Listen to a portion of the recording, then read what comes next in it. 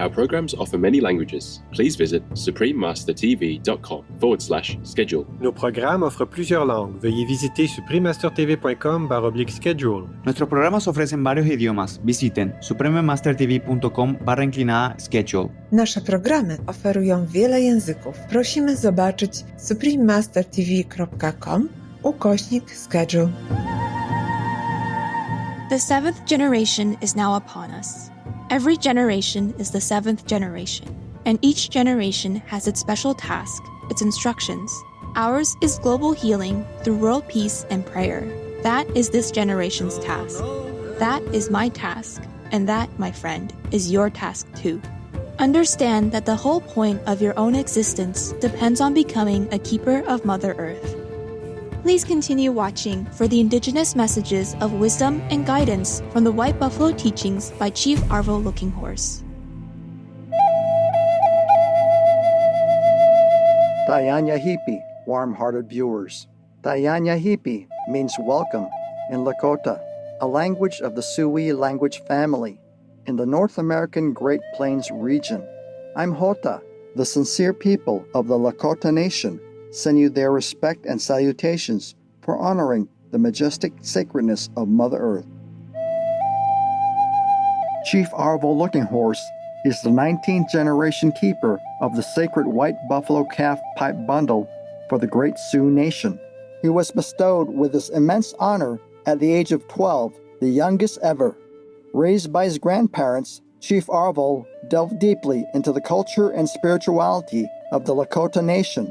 He also witnessed challenging times for his people. This, coupled with his sacred duty as spiritual leader for the Lakota, Dakota, and Nakota nations, inspired him to work for a profound change in the world towards peace and increased recognition of the indigenous people's beautiful way of life.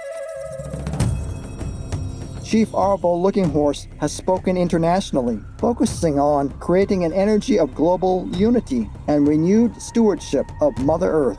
Among his many harmonizing efforts are the establishment in 1996 of the annual World Peace and Prayer Day on June 21st and his important book, White Buffalo Teachings.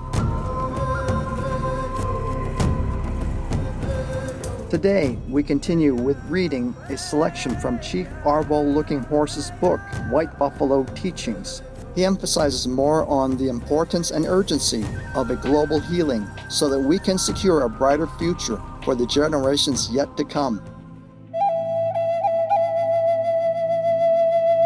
Yes, we ourselves are the seventh generation, and we too must remember those who aren't yet born, the seventh generation yet to come. The seventh generation is now upon us. Every generation is the seventh generation, and each generation has its special task, its instructions. Ours is global healing through world peace and prayer. That is this generation's task. That is my task, and that, my friend, is your task too. Our instructions from Wakantakan, the Great Spirit, the Great Mystery, tell us to promote global healing, to teach peace and harmony to the many nations of Mother Earth, and to begin both a great healing and a great forgiving. We must teach all peoples that Mother Earth is not a resource, but the very source of life itself. Unless we do this, the powers of destruction will overwhelm us. So our generation has been put here to save all future generations. That's why we hold this World Peace and Prayer Day each year since 1996, June 21st. Because 2 years before that, the white buffalo calf was born among us as a sign both of warning and of deliverance. In a prophecy, we were told we would be the key people to re-educate our relatives, teaching the medicines of balance and harmony that our Mother Earth needs to survive. That's why I say that we are at a crossroads, each of us and all of us, a crossroads predicted in our prophecies. We ourselves stand at the very crossroads of understanding the positive and negative influences that affect all life yet to come. We ourselves, you and me, and all of us must make the right decision on behalf of the seventh generation. But we have little time. Long ago, we lived to be over 100 years old, and now our lives have been cut short. There was once an understanding that we would each go through 4 stages in life after we are born upon this Mother Earth. As Wakan Yeja, a sacred child, we would have the lifespan needed to complete the 4 balanced cycles of life, which is also represented in our medicine wheel.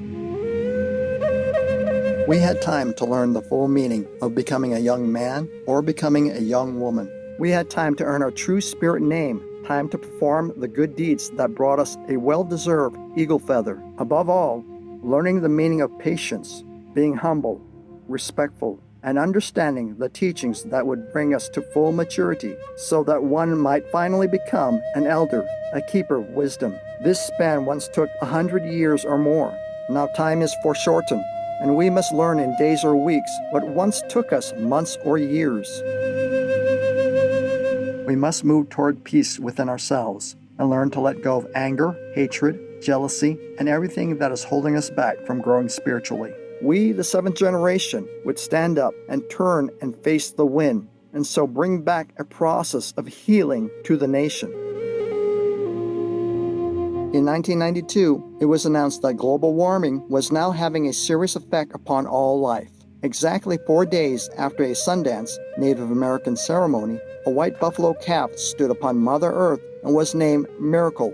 The story told to me as a child had now come to pass, that the white buffalo calf woman's spirit would make her presence known, a sign of great changes signifying the crossroads.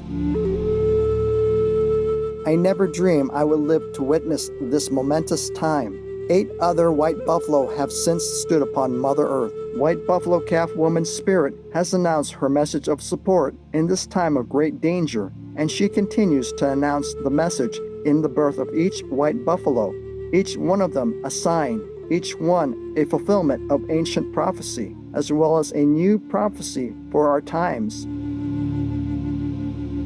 After this fulfillment of the mending of the sacred Hu prophecy, indigenous prophecy about modern times, we understood that a recognized day of global healing must occur in order to teach the global community the inescapable need to heal and unite in the name of peace.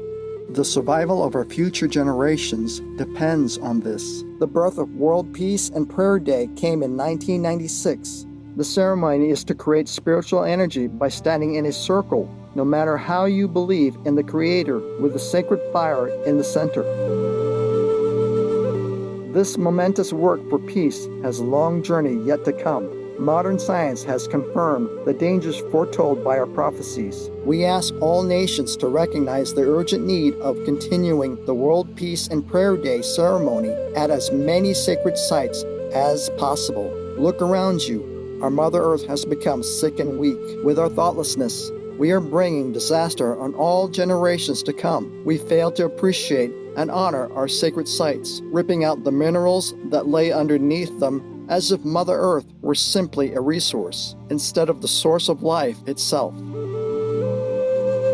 Our ancestors called the sacred Black Hills, mountain range U.S., the heart of everything that is, even though they couldn't have looked down on the land as our satellites do today.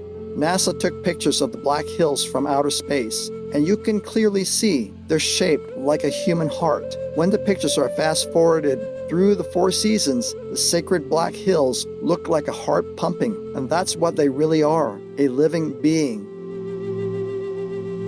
Our prayers are desperately needed so that Mother Earth's living heart does not stop beating.